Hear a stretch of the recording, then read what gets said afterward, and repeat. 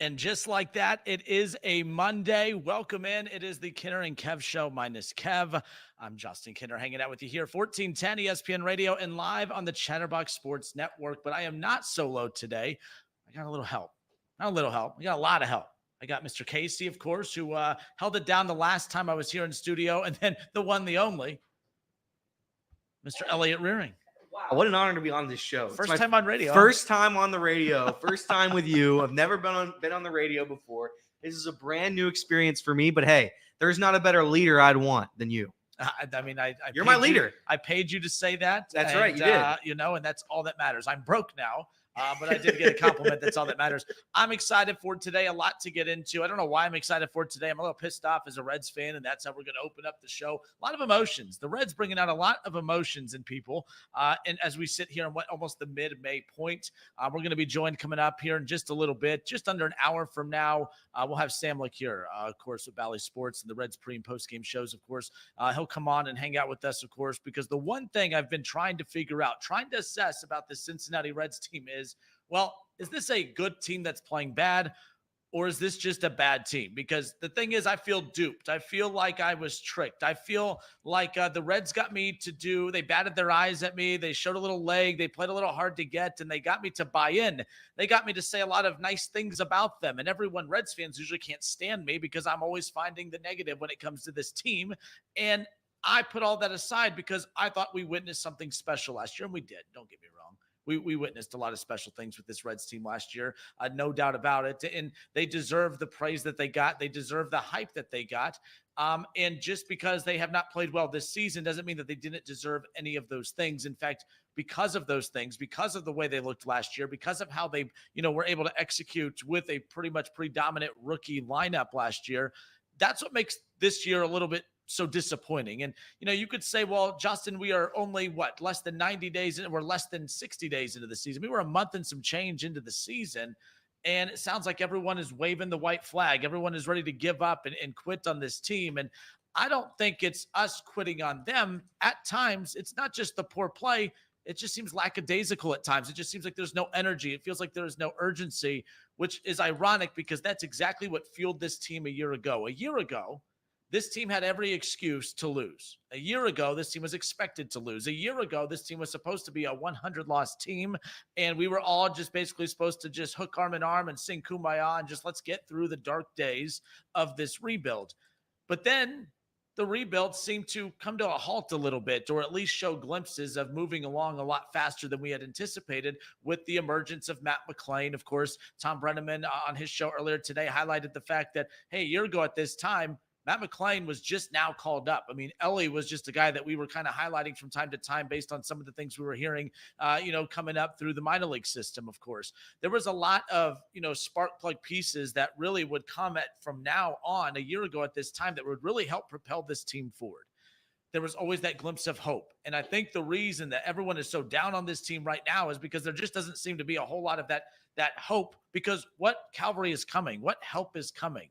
That's the big question. And so I wrote a couple things down because I didn't want to forget this, because I'm getting a lot of people when you start to be negative about this team. There are three common pushbacks I'm getting from a lot of people, and I'll bring in Casey and Elliott on this in a moment. But Justin, this is a young team. I mean, you can't be mad at them. They've lost 9 of 10 or 10 of 11 or whatever it is, but they're going to go through this. They're a young team. I know that they're young. You know that they're young. We all know that they are young. And, well, I'm pretty sure that front office knew that they were young as well. The reason I said I was duped earlier is because I wasn't doing my typical bashing the front office in the offseason, because I was like, man, I think the front office deserves a little benefit of the doubt because everyone was ripping them for years. And then come to find out they were sitting on all of this talent that they had put together. Shout out to Nick Kroll. I'm not down on Nick Kroll. I wish they would have been a little more aggressive in the offseason. But if we all know that this is a young team and a young roster, I think the urgency aspect in the offseason should have been to put more veteran leadership or veteran presence in this clubhouse, in this lineup, around this youth and talent.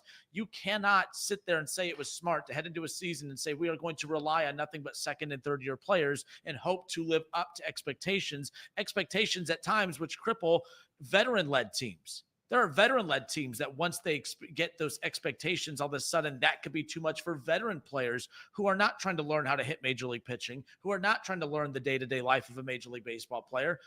it's expectations that crumble them. Well, now you have guys who are trying to, I mean, Matt McClain, who obviously hasn't played this season, but Ellie De La Cruz and Spencer Steer, they haven't even played. Spencer Steer has technically, but these guys haven't even played a full 162 games combined in their career right now. They're still learning to hit against major league pitching. They're still learning the grueling day to day. Veteran players struggle on these West Coast trips. What do you think these younger players are going through as they're getting accustomed to the travel, being on the road for long stints of time? And then you're going through the losing and then trying to weigh that with, of course, being on the road. There is so much that is working against this team that could have at times at least been prevented from an execution standpoint in the offseason that they didn't do. Well, but Justin, this is the toughest stretch of the schedule. How can you be mad at them? All right. This is the toughest stretch of the schedule. All right. So you mean to tell me I'm supposed to feel good by the fact that they can't beat good teams? How's that supposed to make us feel come October if they're fortunate enough to get there? That, well, I'm glad that they got to the playoffs, but as we learned back in May, they can't beat good teams, so we might as well just not tune in. So that is a concern. I don't expect them to sweep these series or dominate these, by at the end of the day. But I do kind of expect to see a little bit more competitiveness. Look, that was the theme of last year. That's what made us fall in love with this team. That's what made us really enjoy watching this team last year as they were able to kind of come from the grave a little bit. I mean, I hate the fact that they lost so many of those one-run games against the Atlanta Braves last year, but I don't know about you. Maybe it was kind of a loser mentality. I felt like the Reds were good enough to win the division and go on a big playoff run because they lost 3 straight one-run games against the Atlanta Braves and looked like they belonged. Their starting pitching looked like it belonged with the Braves. Their hitting looked like it belonged with the Braves. Their bullpen looked like it belonged with the Braves. I felt good about that loss. I don't care if it was a moral victory or not last year, but there's no moral victories this season. There is nothing about this team right now that makes me feel like, well, they're being competitive with good teams. They're not being competitive with good teams. In fact, we can't even talk about the teams that they're playing because they're competing against themselves right now. They're beating themselves. All the errors in the outfield, all the errors in the infield, just guys who are not capable of everyday at-bats, who are starting every day for this ball club because of mistakes that were made in the offseason that I was duped into overlooking. And I don't like being duped, and that's why I'm a little offended right now, and I'm a little ticked off when it comes to the Cincinnati Reds.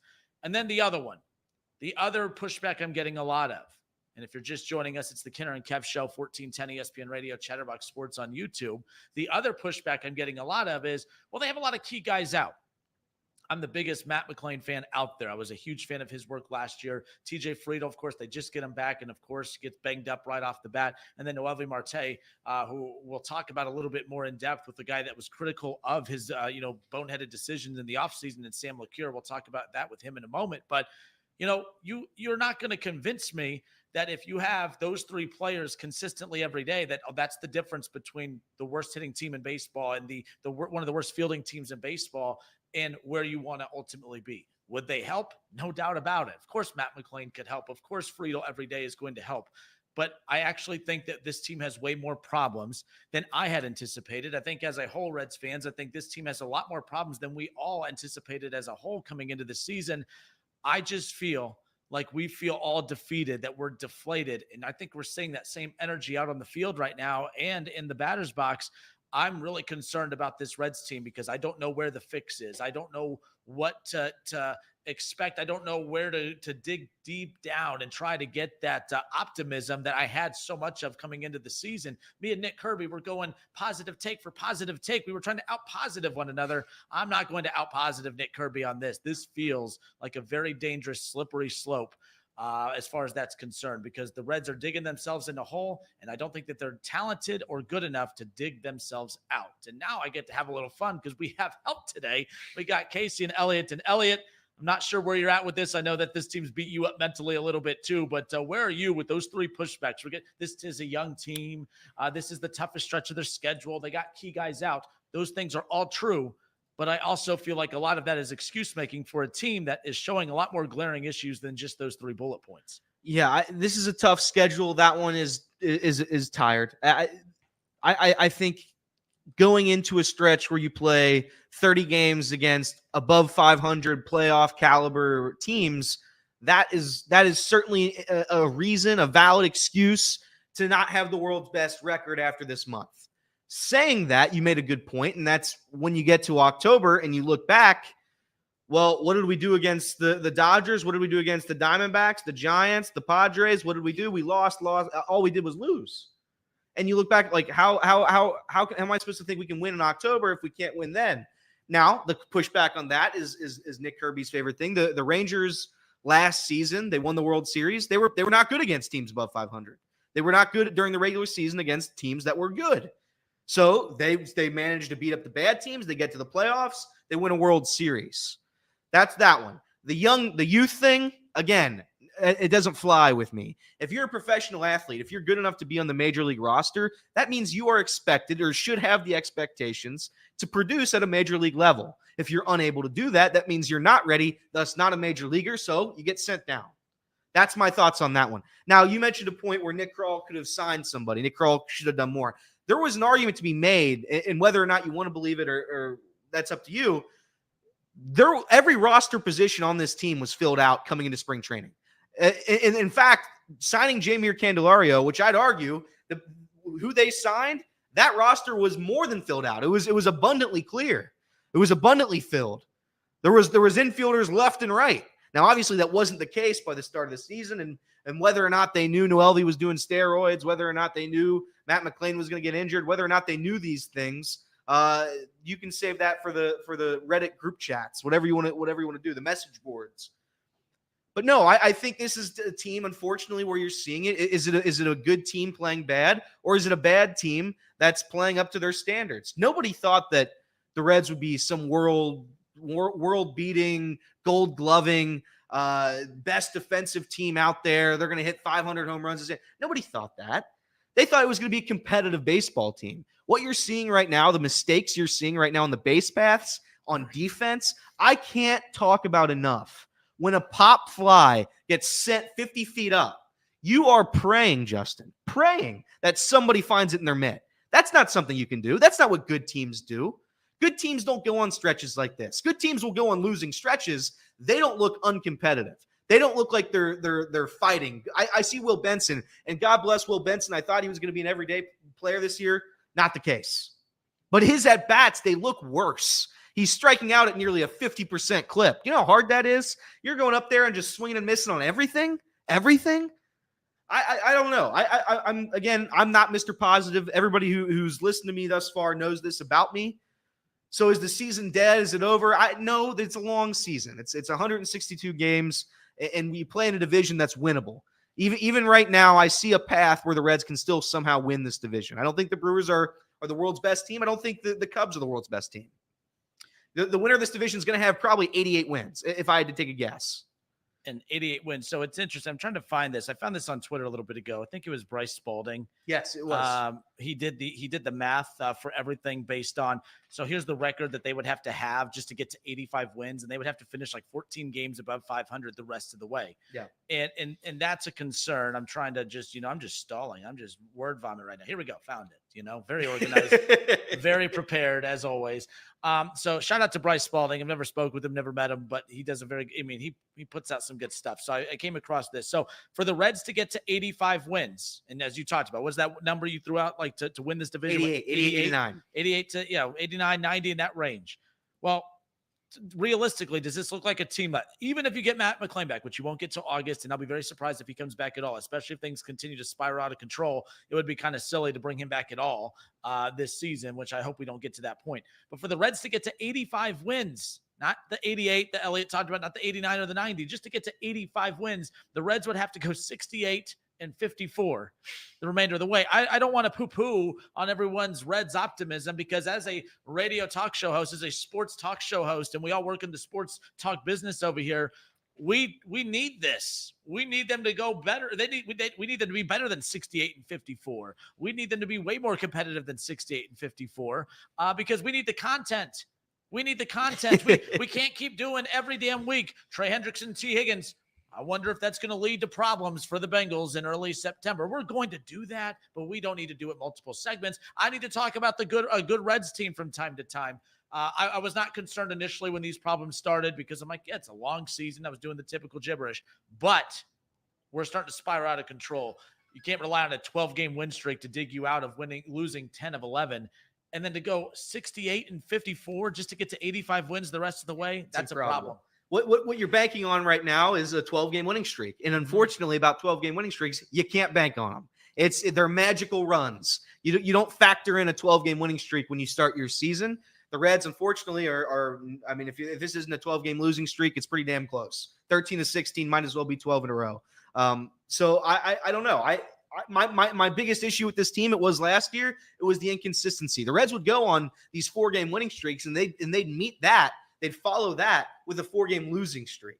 And that's what you're kind of seeing now. It's the peaks and the valleys that Nick Krall tried to avoid. You're going up and down right now. You're just going up and down. And right now you're in the bottom of the valley. And I don't know if there's a way out of it.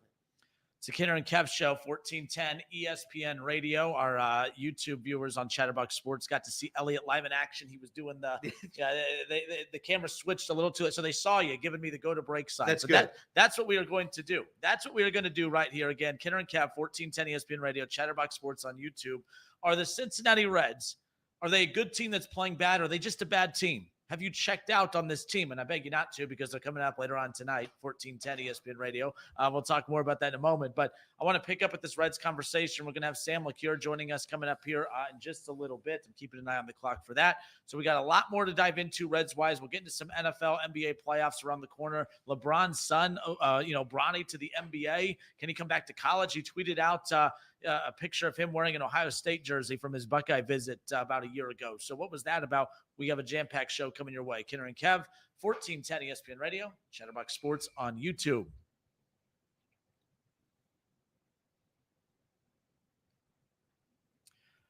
All right, and we are back. Kinner and Kev, 1410 Wing AM, Dayton's ESPN Radio, 1410 Wing AM, of course, and Chatterbox Sports on YouTube. Mr. E is asking if phone lines are open. Do we have phone lines? I do not have them set because up. we a lot of our equipment was at that golf tournament we were at, so no phone lines today. That's totally fine, Mr. E. I know you've called in from time to time. I appreciate you, but if you leave your opinions in the chat, I'll make sure we get to as many of these as we can. One of those is there needs to be bench guys and regular starters. Too much shuffle in the lineup. This is the number one reason we're in the position we're in. I don't know which one of you were running things the other day when we kind of had this conversation. I think Mr. E had called in regarding this same thing. I think this team has too many problems to really start diving into the weeds about changing up the lineup every single day. The bottom line is it's the worst hitting team in baseball. And I don't think they're the worst hitting team in baseball because the lineup's changing every day. Now you're just taking some of the worst hitters in baseball, shuffling them around on the worst lineup in baseball and hoping for the best. This is a thing that they have to find a way to dig themselves out of collectively. I'll get to David Bell coming up in a moment, but pecking order wise, and Elliot, I'll bring you back in on this. Yeah. If we don't have to get into our list of reasons why this team is bad, being the worst hitting team in baseball, that's going to bury you more times than not anyways. But where does David Bell come into this equation? Because I was a big anti-David Bell guy a while ago, and now I'm like, I just think there's too many issues with this team for me to even waste time on getting to the manager at this point. Because you can't talk about them being the worst hitting team in baseball. You can't talk about a lineup full of second-year players and third-year players. You can't talk about all of those things, bad front office, handling of everything. You can't talk about all of those things and say, but David Bell, now that guy's the problem. I've never understood this argument, and especially as of late. And again, I hate to keep drawing comparisons to Moneyball, but if you watch Moneyball, Art Howe's job in that movie as the manager of the Oakland Athletics, he worked with the lineups that the front office gave him. That's what David Bell does. He does the lineups. He takes out pitchers whenever he feels that need to be taken out. But again, all these decisions now, especially in today's game, the game has evolved even tremendously over the past 10 years. Every single decision is made based on analytics. Every single thing is based on numbers. That's why a lot of fans love baseball. They love the math. They love the Bill James effect of it. But when you're talking about a bunch of guys who can't field pop-ups, when you're talking about guys who are getting thrown out at third base, nonstop, second base, not tagging up, not paying attention to how many outs there are in the outfield, at some point, and maybe you want to say, you know what, that's the culture. David Bell has brought in a losing culture. But I don't think so. I really don't. If you want to say fire David Bell after this year, which as of right now looks to be headed towards a disaster, if you want to do that, then fine. But I'm going to promise everyone right now, if you fire David Bell mid-season and Freddie Benavidez takes over this roster, nothing changes. Nothing. You can't teach a guy how to field a pop-up when you're a 24-year-old professional athlete. You can't do it. Are we spending, 30 minutes a day at practice taking pop-ups? That's what we're doing? We're not calling guys off when we're in the outfield? We're not signaling guys off? these are things that are taught when you're in third grade, not professional athletes. All the mistakes this team is making, these are mistakes made by children. David Bell, sure, if he wants to be responsible for having bad start after bad start through his 6 years here as a Cincinnati Reds manager, you can go ahead and blame him for that. That's fine, because I can't say anything about it. The numbers are what they are. I'd argue half the rosters he's had have been terrible. I'd argue that when you needed a good season this year, you had 3 bona fide starters either hurt or on steroids, and you just lose another yesterday in TJ Friedel for God knows how long. You can only blame a manager so much. If you're frustrated with the losing, if you're frustrated with the lineups, you can go ahead and call for David Bell. But for me right now, it's absolutely ludicrous to say that, you know what, this season we got 3 guys hitting above 250? No, we have 2 guys. 3 guys hitting above 250. That's David Bell. David Bell has to teach these guys how to hit. And that can't be it. And a lot of times in sports too, like taking a coach out of the equation, taking a manager out of the equation. A lot of times it's done just to kind of spark some kind of rallying cry. Like, hey, all right, we fired our manager mid-season. That's our front office basically telling us that they're throwing in the white flag, that this season is done, it's lost. So we're going to pack it in. No, we're going to rally together. We're going to compete, and we're going to do all the things. If that's the case, then that is also a bigger indictment on players. I hate that players need their coach to be fired at times. When it comes to that, there are times bad coaches need to be moved on from, right? Like that, sometimes coaches need to be moved on from, managers need to be fired. But at times you move on from David Bell, and then all of a sudden these guys start hitting better because they're playing inspired. That's more of an indictment on the players than it is David Bell, because you should want to come to work. This Correct. team is too young to be having those doldrum months of, oh, well, I guess I got to go to work today. Oh, I should have retired before coming. This is a youthful roster. And that one thing I will say too, I get people come at me, oh, the roster is so young, and I beat up on the young guys a little bit too. But now that we think about it, I mean, how long do you have to play in the league before you consider a veteran? Is Will Benson, is Jonathan India, Will Benson, Tyler Stevenson, are they veterans? I'd say they are. I think that they are too. And I think that rather than constantly talking about, and by the way, Ellie, love Ellie. I mean, Ellie's killing it. Ellie, obviously Spencer Steer, talking about these guys. I think more criticism needs to be thrown the way of Jonathan India. It needs to be thrown more the way of Tyler Stevenson and Will Benson, because when you are getting the up and down play from a young roster, those are the guys you should be looking at doing their end, carrying their side of things. And that's where, to me, the problem really is stemming from. But again, worst hitting team in baseball. This isn't a veteran problem. This isn't a youth problem. This is a problem from top to bottom. And I just don't think David Bell is at the top of that priority list of changes that need to be made to try to ride the ship a little bit. And I'm being very negative, Matt McClain can come back tomorrow. I'll be excited about it.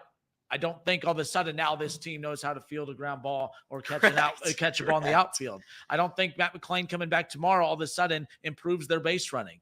I don't know about any of that. The thing that last year that was fun about this team, they didn't know any better, but they were fun as hell to watch. They were in every game. They were competitive. They gave a damn. Even when they'd lose, you'd feel devastated because they lost, but you felt good. You couldn't wait for the next game.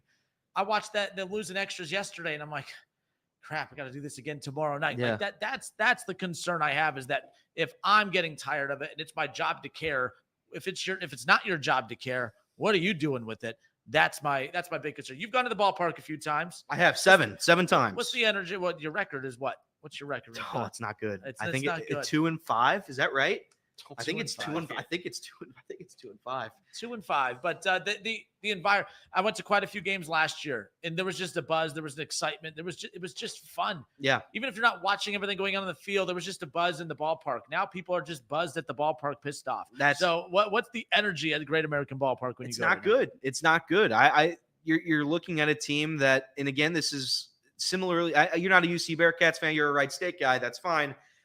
Coming into this season, there was a lot of optimism, a lot of hope regarding the Bearcats' first season in the Big 12. You got Victor Locken coming off a great season. He's going to fit in well. The tables turned very quickly on Victor Locken. Fans started to boo him. They started to get him out of here, and they sent him out. They sent him out of town quickly. You're starting to kind of see that when you go to the ballpark. You're starting to see fans getting frustrated, not only with David Bell, but you're starting to see him get frustrated when you have like 4 straight innings where it's 1-2-3, 1-2-3, 1-2-3, 1-2-3, and most of those at bats uncompetitive, routine pop-ups, strikeout, routine pop-up, ground out. They're just not. They're not in the zone. Whatever zone you need to be a good professional ball club, this team is not in that zone. They're not even close. And it goes back to your question: are they a good team playing bad? Are they a bad team playing up to their expectations of being a bad team? And the answer is, I'm starting to lean towards the roster is not very good right now. I think you look back at the 2012 team. Somebody brought it up in the chat. You have too many bench guys starting everyday roles.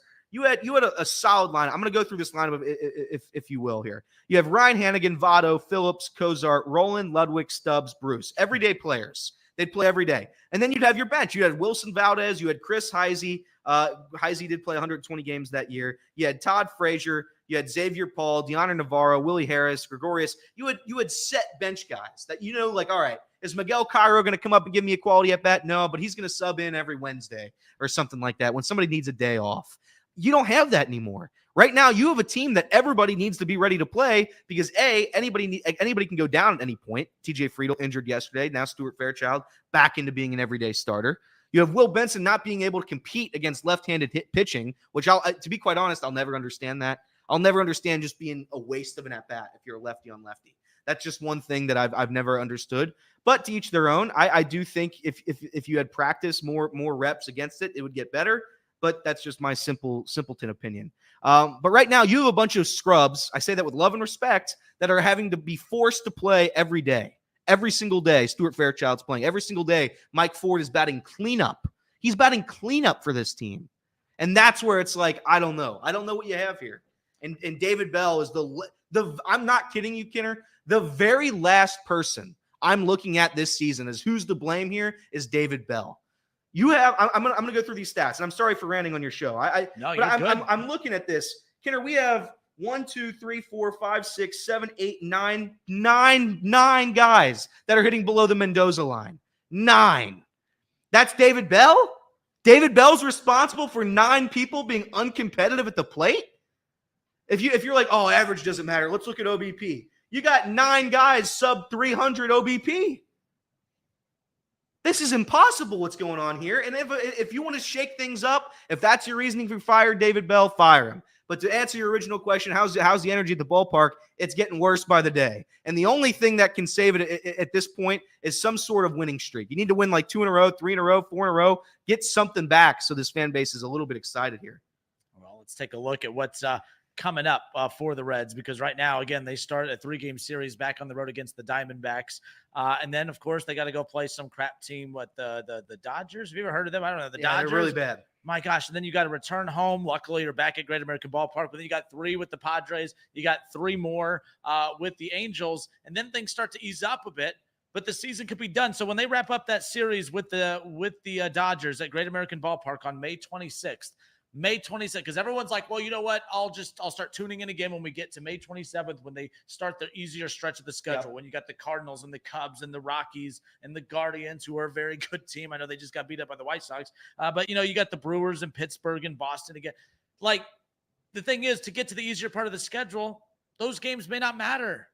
Because as we talked about a little bit ago, and I'll pull this back up again, for the Reds to get to 85 wins, the sweet number to probably make the playoffs, about 88 to 90 wins. Okay, 88 to 90 wins. To get to that, just to get to 85 wins, by the way, you would have to go 68 and 54 the rest of the way.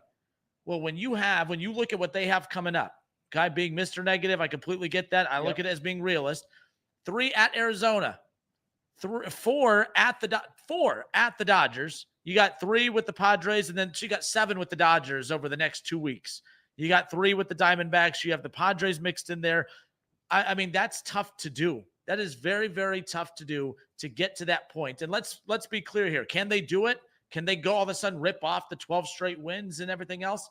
I've talked about this on many occasions. The worst thing that has ever happened to this young Reds team was the month of June in 2023. They went 18-9 in June of 2023, and then they got me on board. They got Elliott on board. They got everyone on board saying that's who this team is. They are that 18-9 team. They are that team led by MVP-looking Ellie De La Cruz, which he still looks to be that caliber of a player. Don't get me wrong, but there's no Spencer Steer and Matt McClain and Jonathan India and Tyler Stevenson and Will Benson, who, by the way, after being sent to Louisville last year and then coming back and being one of the best hitters in baseball for the remainder of the season, these guys don't exist right now. All right, they don't exist right now. So to go 18-9 of June to 2023. They were 15-11 in July, 10-17 in August, 13-13 in September of last year. And then you get to this season. Obviously, they win that opening day, matchup, so they get off to that quick start. So they're 2-1 in the month of March, 14-13 last month, and they're 1-8 this month. The bottom line is, where's that winning streak coming from? Outside of that magical run in June of 2023, this is who the Reds are. 3 to 4 games under 500 or 3 to 4 games over 500 in a given month. But overall, I'm not saying this season is done, but they have to find a way to create some magic. And outside of making the season disappear, that might be the only magic trick that they have left. We'll see what happens. I don't know. I'm not going to say it's over, but the schedule doesn't exactly get easier either. There's easier stretches. The stretch right before the All-Star break where it's Detroit, Colorado, Miami, Washington. That's the easiest stretch you're going to see this season, but it doesn't, like, the month of September is pretty brutal, I'd say. You play Cleveland, Atlanta, you play Minnesota, you play the Mets, you play the Astros, Milwaukee. So I don't know. I'm going to try to stay somewhat positive. I'm going to try to be like Nick Kirby. I'm going to try to have hope. He's in the chat. I know he is. I see him there. I love you, Nick. He's saying, by the way, the 2012 offense being better. The 2012 offense was definitely better. I mean, it's not even remotely close. They weren't I would say they're looking at the numbers right now. They were below average in OBP and batting average. But that's by like 3 or 4 teams. 3 teams, they were below average in those. That they're the worst team offensively this year. They're horrible. They're not competitive. That's the worst part, is just they're not competitive. So I'm gonna hope things turn around, Kinner. I'm gonna hope so. Well, I don't know if they got it in them. You know what they had in 2012 that they don't have here today? Our guy, Joey Votto. That's your guy. That's your guy. He didn't want to win enough back then. This team's perfect for him, by the way. Lots of losing, dude. He loves this stuff, man. He would be in heaven. Every day he's like, you know what? I really want to lose today, and then I'm going to go home and make a TikTok dance. That's what I want to do as Joey Votto. And this team has been perfectly constructed for him to return and do so. By the way, is in all seriousness, and I did, with the Joey Votto stuff's funny, but is he hurt? Like, what is his story in Toronto? Because I thought that debut in spring training was the most Joey Votto thing ever. He hits a home run in his spring training debut and then rolls his ankle on a bat in the dugout. I was like, that was the most Joey Votto thing ever. Obviously, the guy, it's declined to the point where he's done. His major league career is done. Which is why the notion of bringing Joey Votto back is almost laughable, because there is, and again, I love Joey Votto. Could he play for this team right now? Absolutely. But to be fair, Kinner, you could go out and play for this team right now. That's how bad it is. So I'm not going to sit here and say Joey Votto is worth $25 million coming into this year as an everyday first baseman. It wasn't in the cards. I love Joey Votto. Love him. Unlike Kinner, I love him. But realistically, I don't think Joey Votto helps this team a ton. And that's a fact. Kinner and Cab, 1410 ESPN Radio, Chatterbox Sports on YouTube, and it's coming up here in just a little bit. Of course, we'll dive into what's kind of going on with this Reds team at the moment, as far as, is this a good team that's playing poorly, or was this team just not who we thought they were coming into the year? How much of an impact not having a Matt McClain and a TJ Friedel all year, of course, and the suspension of Noelvi Marte, who Sam LeCure was very critical of coming into this season. So I'm really kind of curious his thoughts on that, on the absence of those three as a whole. And then even guys who are everyday players who are basically absent with their production, that's also buried this team as far as that goes. But let's put a positive spin on this. Where are we at time-wise? Break. Positive. Actually, when we come out, let's put a positive spin on this. Let's do it. We gotta. I think if we had to go to therapy as a Reds fan, they would do that little exercise where you got to look at each other and say something positive about one another. That's what we're going to do. Reds therapy coming up when we come back. It's a Kinner and Kev Show, 1410 ESPN Radio, Chatterbox Sports on YouTube.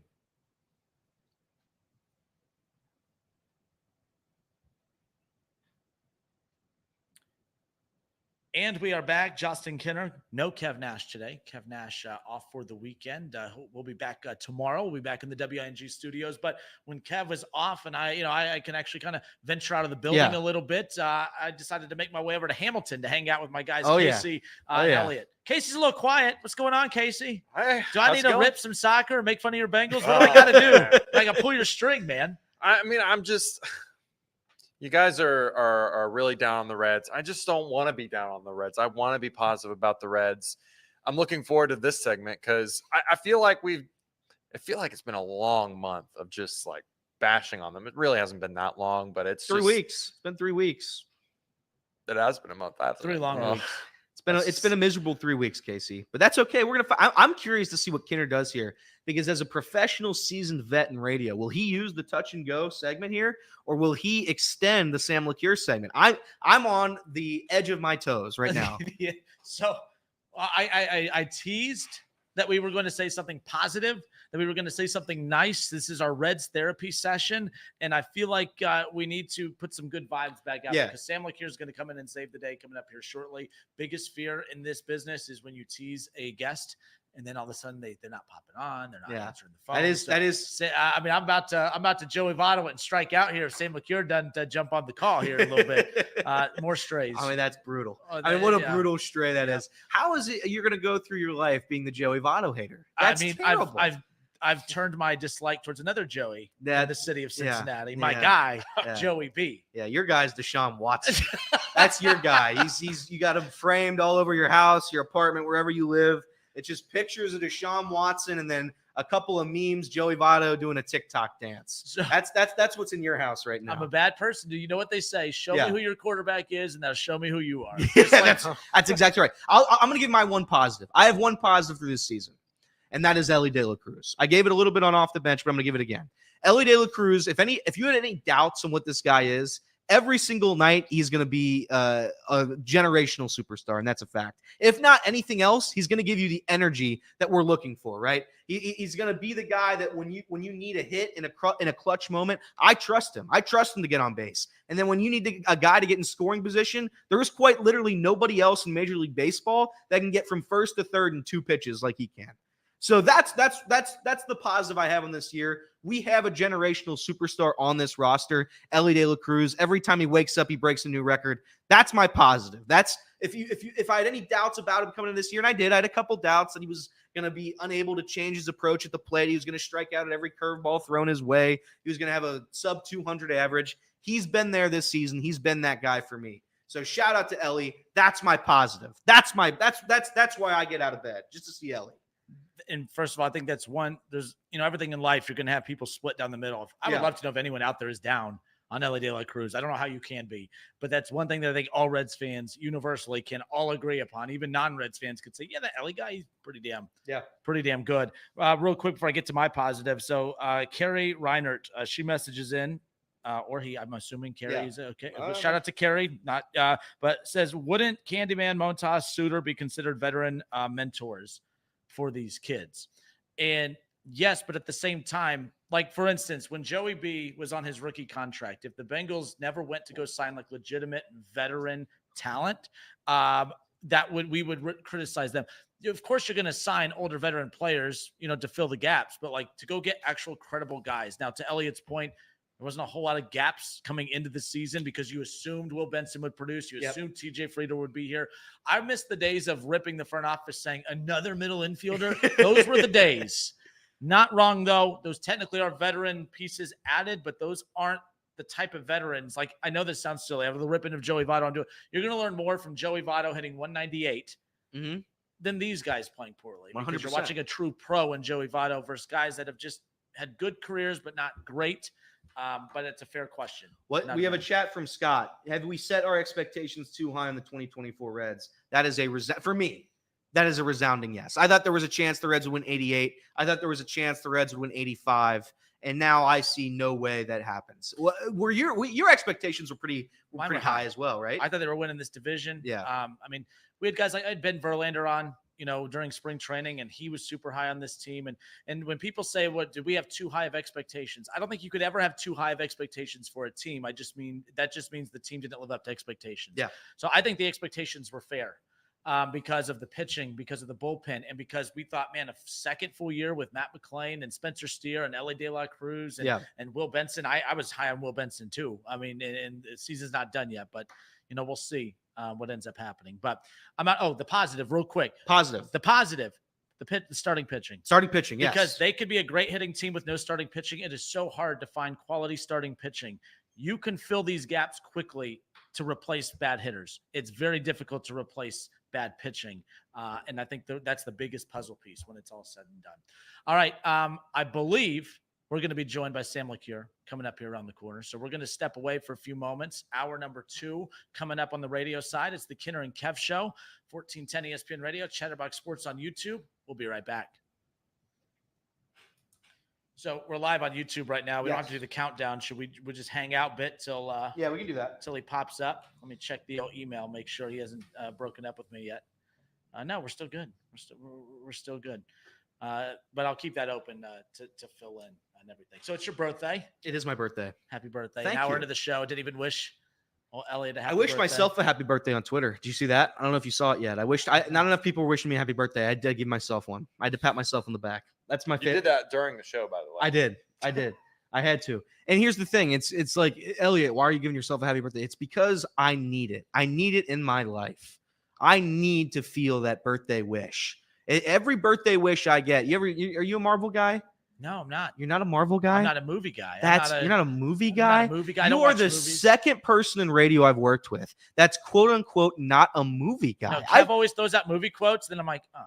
How are you not a movie? I worked with Austin Elmore for over a year, and I'd quote like Jurassic Park, and he'd be like, "What's that? Well, I've never seen that." I'm like, "What is?" I've never seen people who just aren't a fan of movies. To be fair, I've seen Jurassic Park. What about Moneyball? Have you seen Moneyball? I have seen Moneyball. Moneyball's a great movie. It was a long time ago, but I have seen Moneyball. Oh my God, you got to rewatch it. You know who hates Moneyball? Reed Mouse over here. He sits over here and he says it's inaccurate. He says that A's team was far better than they depicted it. The starting rotation that year was unbelievable. What roster was that? Was that the Tim Hudson roster? Was that what pitcher? What? I don't know. It was. I'm not going to know these names. I don't know names. No, it's okay. I just didn't. I know. I mean, people forget that A's rotation back in the day was pretty damn good. Before those guys, had kind of departed from the A's. But I can't remember when they went through that. What was the roster that they were building? It was at that time. It was Tim Hudson, Barry Zito. There was somebody else on that team. Isringhausen left. So it was Tim Hudson and interesting. Okay. But let's do a quick 5 seconds of silence. Oh, we're resetting. I think that's what we got to do. We got to do 5 seconds of silence, and we come back to the radio. All right. Sounds like a plan. So you give me the countdown. Yes, sir.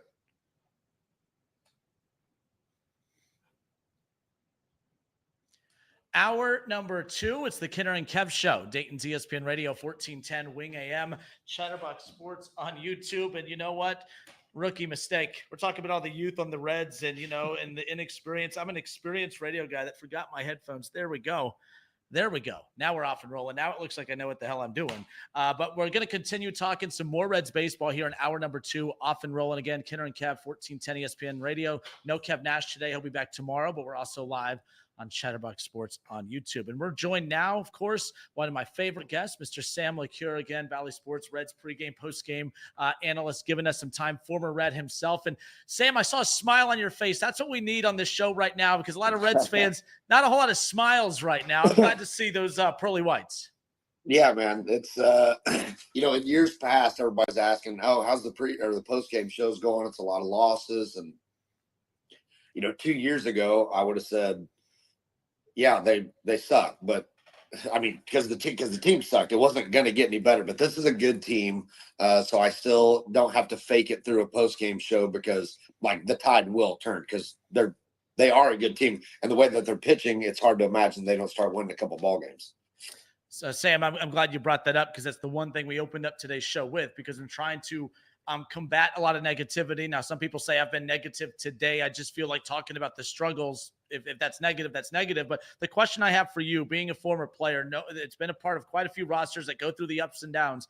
Is this a good team that's just playing poorly, or is this team just not as good as we anticipated coming into the season? What's your overall perception of this team? Because a lot of people are just in between of what to make of this Reds team right now.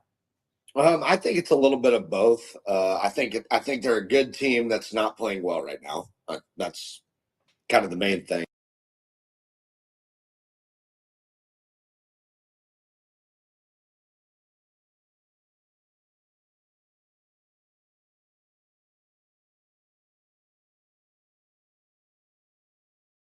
Now, I expect to have a winning record. I expect them to compete for the playoffs. I do. I still feel that way. But, it's like they went from 62 wins to 82 wins, and now sometimes fans have a tendency to get a little bit greedy, and it's like, oh, they're going to go from 82 wins to 102 wins. That wasn't going to be realistic. And the reason that I kind of withheld a lot of prediction about what this team was going to be was, number one, I wanted to see what the roster looked like coming into the year. I wanted to see the first month play out.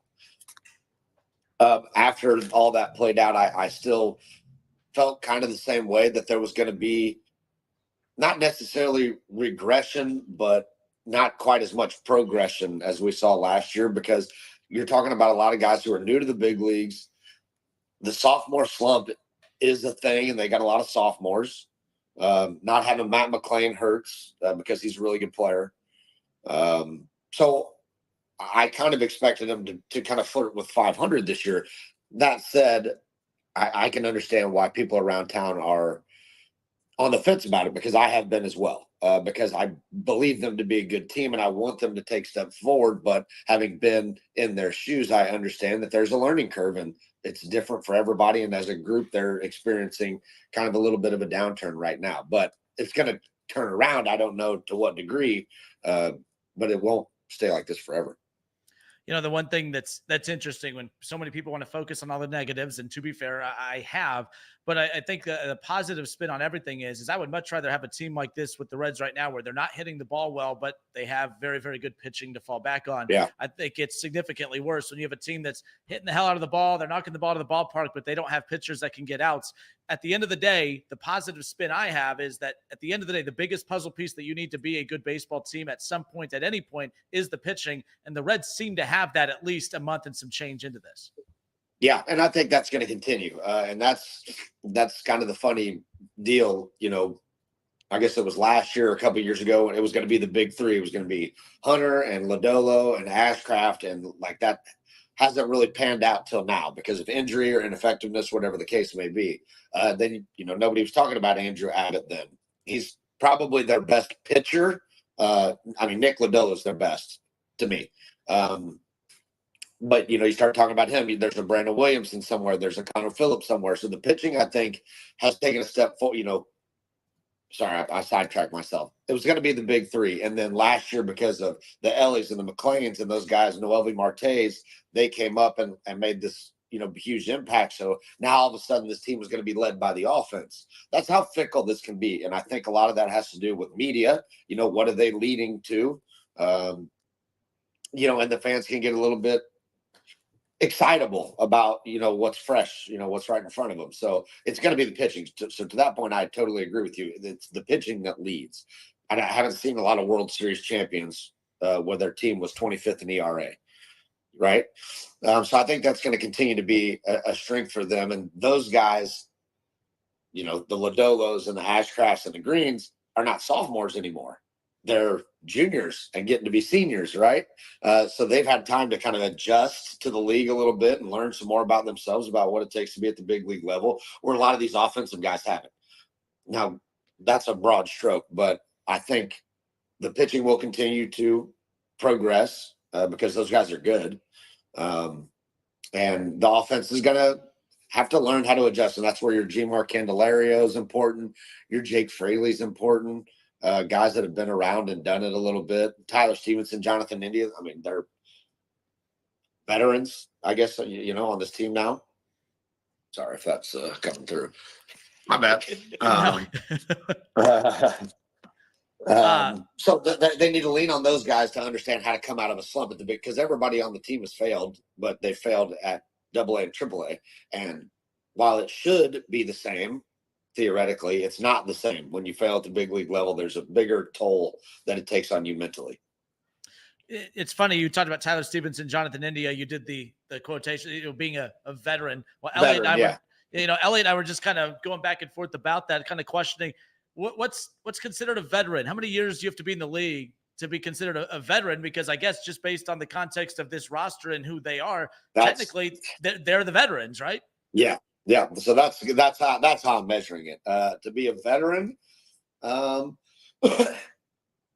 don't know. I think that 4 or 5 years, I think that you're in that range. I think that's the range for me. Because I guess, towards the end of my career, where I was about, 4 or 5 years, and I felt like I had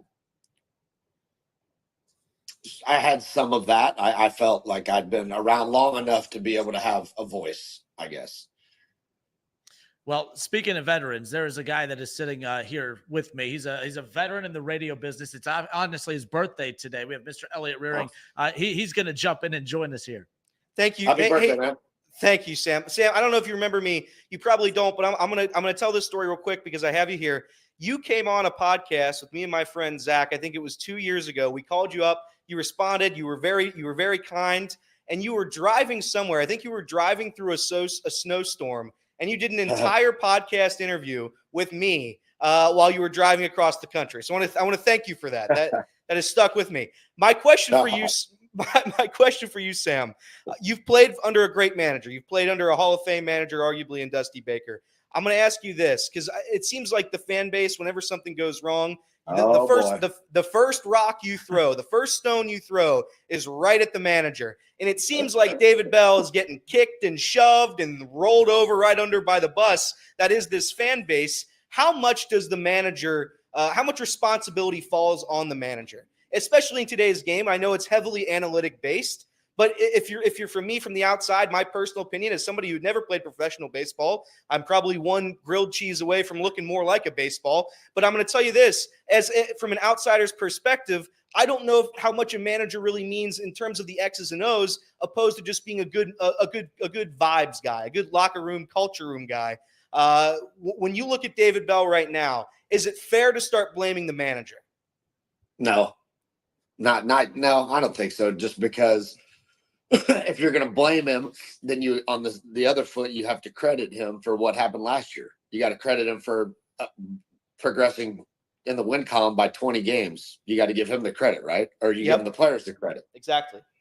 So last year, are you giving him the credit, or you giving the players the credit?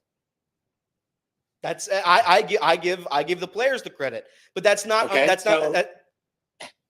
That's not the players the credit, but somebody else the blame, and that's correct. Because you can't fire. That's because you can't fire all the players. That's exactly right, and that's my point. You fire one guy or 26 guys, and it's just one of those things where I don't think if you bring in Freddie Benavides up to manage this team, you fire David Bell. I don't know how much of these issues get solved, if any of them. So and that was my point. Thank you, Sam. I just wanted to say. I think that. David, David can be really hard to read. I've known David for a long time, so I got a little bit better feel for who he is and what he's about. I think that I look to the players and how are they reacting to the manager? Like, are they taking on some of his personality? And I think that they are. Like, when I hear David talk in his post-game interviews and I hear the players talk in the post-game interviews, the message is consistent.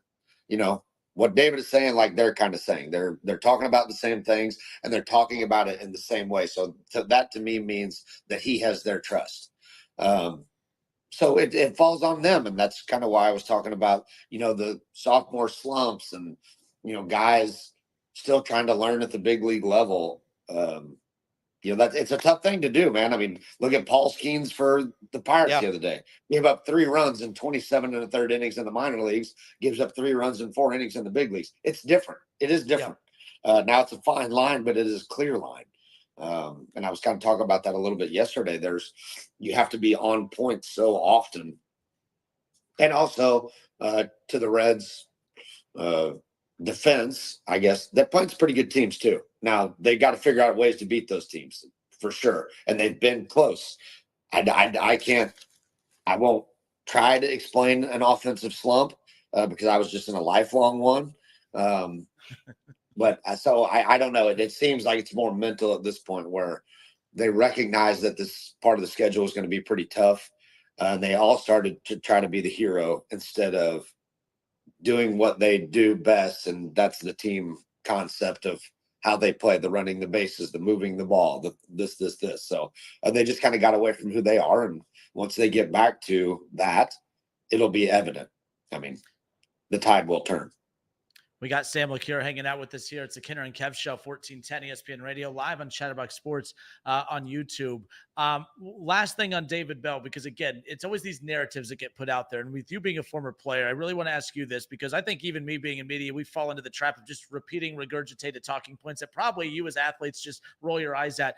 When people say, well, David Bell needs to be more of a rah-rah guy, I've always pushed back on that in any sport, because I'm like, you're paid professional athletes. If you need David Bell to be rah-rah for you to be rah-rah, then you're not a very good professional. Am I wrong in saying that? Do you need a manager or a coach in any sport to be rah-rah to get you to be rah-rah? Are you a rah-rah guy without having to be pushed to do so? I mean, each guy is their own individual, you know, like, I mean, TJ Friedel has a different persona than Matt McClain. You know, Matt McClain is like a white piece of toast. You know, he's he's kind of boring, like when you watch him do it, right? But TJ's got fire. Jonathan's got fire. Tyler's a little bit more reserved. Will Benson, very eloquent. You know, Spencer Steers kind of, you know, can be, I mean, I love Spence, like, but, you know, he can be a little bit boring in how he goes about it. You know, it's just, I don't, and where do you need to see David be rah-rah? On the bench? Does he need to be doing it in front of a camera for it to be real? He can't do that in the clubhouse behind closed doors. Right? Yeah. Okay. So just because you can't see it on TV doesn't mean he's not. You know, if I wasn't airing, you know, if we weren't doing this on YouTube, if it was just my voice, is it real? Like, just because you have to see it, like you can see my mannerisms, so you know that what I'm saying is genuine. I mean, I give part of that, but I mean, you can't just have it every way you want it based on the narrative that you want to create.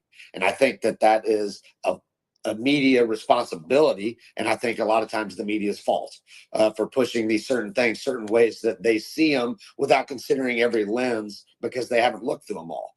I'm fortunate in the fact that now I've spent some time in both arenas. You know, like I know what I feel like as a player, what I felt like as a player, and I know listening to the people that I work with now and the people that I'm around and, you know, talking with you guys or whoever it is, I understand the lens that you guys are looking through and I can give some perspective to that. That's why you asked me to come on, right? I mean, because I have a perspective of what's going on there and how we're looking at it from this side of the thing. But is David a rah-rah guy? No, I don't think he really is. But if you need, yeah, to your point, if you need any help from anybody to get up to play in a major league game, because there aren't a lot of those jobs out there. They don't hand them out. If you need help getting up, then yeah, you're in the wrong deal. When you look around, no, I don't think David's rah-rah. 2, I don't think he needs to be. Good. When you look around this team, and I watched it yesterday, and it's just one of those things that bugs me. And again, not a professional athlete, nowhere close to it. But I'm looking at routine plays seemingly being missed. I'm looking at the base paths being almost disrespected by how bad the Reds have seemingly run at certain times. You have Elly De La Cruz, Jonathan India's 4 for 4 in stolen bases. There's guys who know how to run stolen base, who know how to manage the base path. But there's a couple instances this season where you're not paying attention to who catches a ball in the outfield. You're on defense wise, you're seeing guys miss pop-ups. What do you attribute the lack of almost fundamental play to? Because in my lifetime, I've been a big Reds fan for 25 years now. I can't remember a team that has struggled this much with the fundamentals. I'm not seeing that so much. I understand what you're, talking about, running into some outs on the bases. Now there has been some of that where it's been poor decision making when them running into outs, but there's been other times where they've been aggressive plays that the defense has made a play. There's a guy for San Francisco the other day made a couple just perfect throws, and if they're not perfect, they're safe. Yeah. You know what I mean? Like, so that's forcing the issue, and that's a big part of the identity of this team. So as far as they have done some dumb things on the base pass that have been more out of greed, I think, than within the team concept of, oh, me taking this extra base or stealing this base is going to put us in a better position to win. It hasn't been that. It's been, I want to pump my stolen base number up. Yeah. It's been more of those. So those are the dumb things that I like. Getting thrown out, trying to stretch a single into a double when a guy makes a perfect throw, I'm fine with that. And I hope they keep doing it because it's hard to make those perfect plays. The pop-up stuff, I think in today's game, and I think they have the ability to be a really good defensive team. I do, because they've got speed and they've got some athleticism. 100%. You're always going to sacrifice. Well, I'm not, but the game today is going to sacrifice defense for offense. You're going to put your best offensive alignment out there. There's not a platoon defensive strategy. It's platoon to get a certain bat in the lineup versus a certain pitcher, right? They're not putting, and I hate this because there's times where it was when Wade Miley was here. I'm like, you have got to put your best defensive infield, your shortstop and third baseman, that they have to be your best defensive combination that day, because he's going to get a lot of balls moved to that side. So you sacrifice the offense that day to make sure that your pitcher is throwing up zeros. You want those routine plays like you were mentioning, those routine plays to be made. So defensive alignment, I think I don't know. I think it's bullshit personally, but I'll just be honest with you about that. Yeah, they do. They need to tighten. They need to tighten some things up for sure. But it's always going to look like that during a bad time. I agree with you for the most part. I have one last silly question for you, Sam, because I like your questions. I think you're funny. Thank you. There's been one thing that's been clamoring all over Reds Twitter, and I've been trying to defend it. But Sam, I've lost my car. I've lost my house, and I've been trying to bet the Bally Sports parlay with you guys. You're 1-36, Sam. Is that you got to answer this question? Are you the one picking these, or is FanDuel doing it? Because if FanDuel's doing it, that's one thing. And they're a sponsor. We love FanDuel. I bet with FanDuel all the time. But saying that, we got to just throw a couple minus 500s in there. And if it's like a minus 200 3-leg parlay, I'll put $100 on it, and we'll all go home winners. But we got to get a point on the board here, Sam. What are we doing? I know. So here's how I'm told this goes. I don't know how to bet. Just because when I was playing, betting on all this stuff like that wasn't allowed. And I don't know if you've heard of a guy's name is Pete. Pete Rose. I'm a little skittish about it. And so I don't know when it comes up and it says minus whatever. I don't know what the hell that means. I don't. So somebody at the that I work with, our producer, somebody like that, I guess they can go onto the FanDuel website and they just kind of hand pick these things and they put it together, right? Yeah. So they pick it. So they are creating what you see every day. Okay. And then that's just like kind of our sponsored segment or whatever it is. Uh-huh. So they put it up there. Are they aware of how bad they're doing? They are. So somebody was saying, and this has been recent. It might have been you. They're like, somebody's been honest about the fact that we're one for whatever it is. Yeah. But they're very, very aware of it. I think we were talking about it yesterday.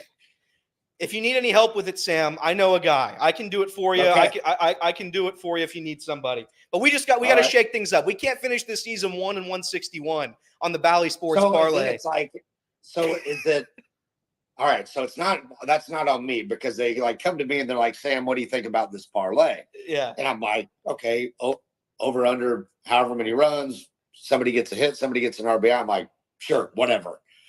So I guess I need to start disagreeing with all of them.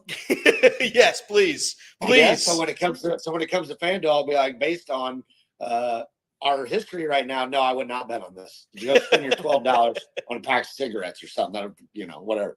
It sounds Thank like you. it sounds like Elliot, you just volunteered to be Sam's interpreter. Yeah, I'll be your interpreter. I'll be Sam bookie. LeCure's interpreter. Yeah, you're My And both. bookie. I'll get you some bets going, Sam. I'll help. All right, I'll I help this fan appreciate base win. All right, I appreciate it. Yeah, right now we need all the help we can get, right? Yeah, that's right. Sam LeCure, awesome enough to hang out with us and give us some time here today. Kidder and Cap, 1410 ESPN Radio, Chatterbox Sports on YouTube. Sam, obviously, they're in the midst of a tough stretch. They're trying to rally. They're trying to turn it around. It doesn't get any easier. 3 with the Diamondbacks. You got 7 games with the Dodgers, over the next couple of weeks, over the next week and some change. Just your vibe right now as far as how they could turn this around. Send us out with something positive, why you feel like this team is in a position to potentially turn this around, because just like your betting future, the Reds have to find a way to turn this around here soon. Yeah, they got to find a way to win a little bit. We've hit on it a couple times, and it's the pitching. I think that if they continue to go out there, every day, every guy that they send out there, Frankie Montas, Hunter Green, Nick Lodolo, Graham Ashcraft, Andrew Abbott, I feel pretty good every day with one of those guys. I feel like you got a good chance to win the ball game. They're going to give you a chance to win it. Now that might be 5 innings, 2 runs, 6 innings, 3 runs. You're going to be in it, right? They're not getting blown out. I think maybe the Orioles blew them out or something like that. But other than that, they've been tight. They're losing games because of a lack of offense. They're losing games, 4-2 and 3-1, whatever. Like, they're pitching well enough to win. So as long as the pitching can continue to do that, which I think that they can, I think that's sustainable, because we've been waiting for this to happen from Hunter and Nick and Graham. We've been waiting for them to kind of take that next step. It feels like they're taking it. You hate to waste it. So TJ going out yesterday, I haven't heard. I guess I'll find out at work tonight what's up with his thumb.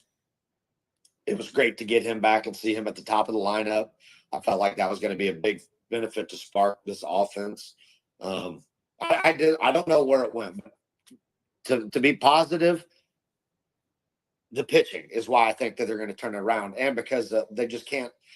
They're just too good to hit like this. And I think of equal and opposite.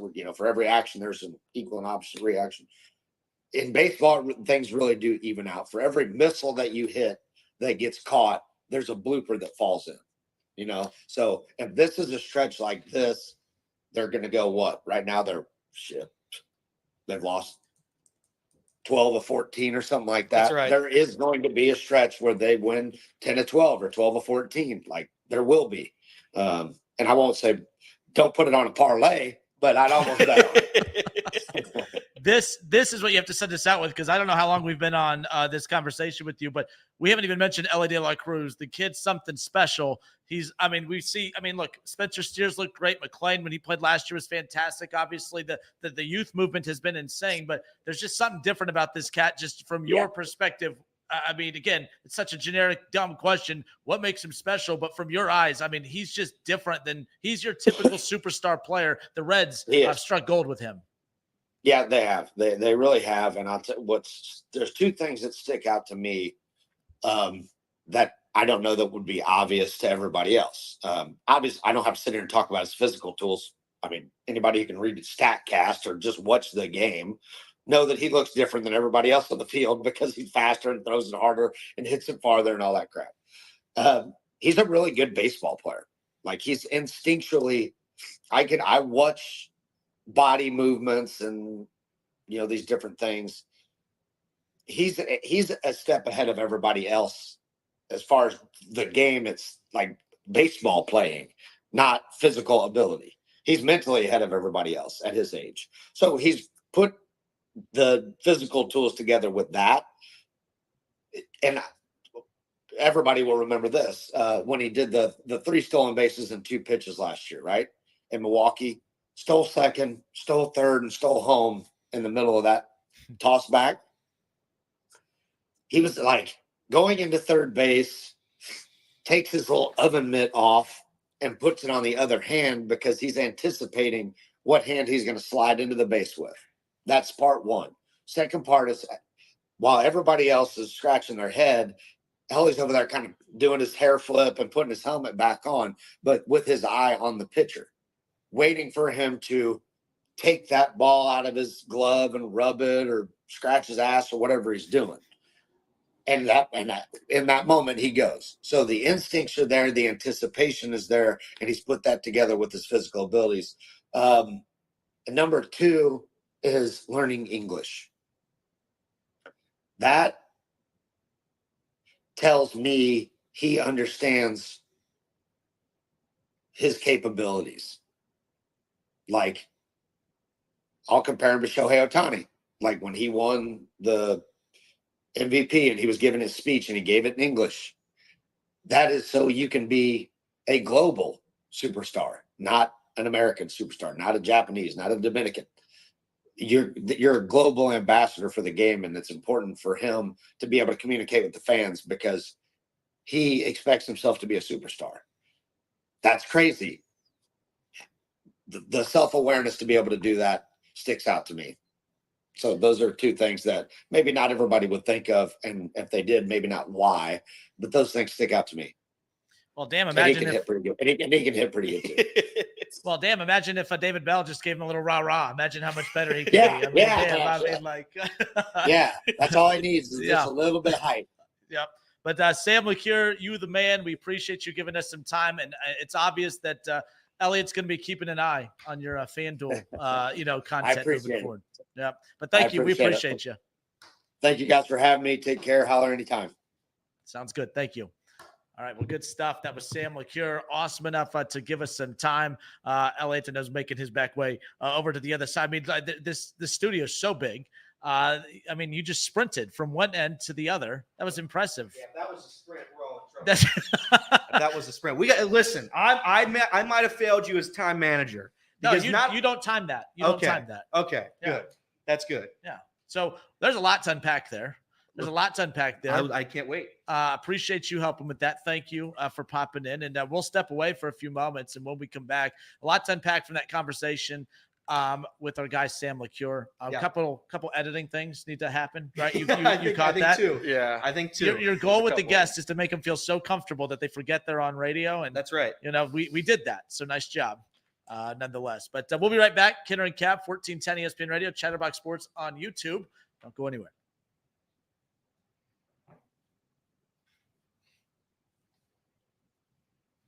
I was going to yell the word that he did, but I just decided Casey's been one more thing. He's been so busy today. I really was. I was about to just yell it really loud, and then like, no, Casey's done enough. Shout out you. So you were Casey. You were at Tom's show today, Tom Brenneman's show today, right? That's right. And then you went right into Off the Bench. Yep. And then you went right into Kinner and Kev. That's right. I did text him. I said, hey, I'm running through a local fast food chain establishment here. No free ads. I'm learning. I offered to buy him lunch because I don't know how you're going this long without eating lunch. Are you staying hydrated? No. I heard I got Bonnie water. I'm good. Got Bonnie water. And explain that water because I'm also learning this as well. This is a locally made Hamilton bottled water, Pawnee water. It's a natural limestone filtration. Just what makes you want. really good water. It's exactly what you want with your water. As far as that goes. Shout out Sam LeCure. Sam was awesome. Lots to unpack there. I was worried with those two because, again, they have a job to do.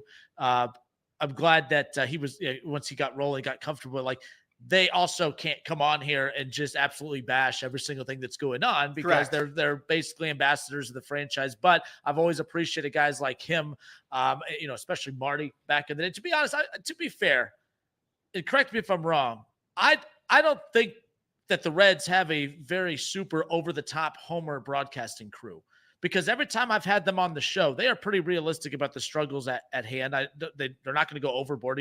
At Reds Fest Caravan, they give us the rules of, hey, remember, this is not you're not going in for the hard pressing questions or anything like that. But I think Sam was pretty honest with a lot of the things there. Very honest. The stuff that I pulled away the most, and I'm usually the bash the manager guy, bash the head coach guy, the David Bell thing, to go back to how we opened up the show. Yeah.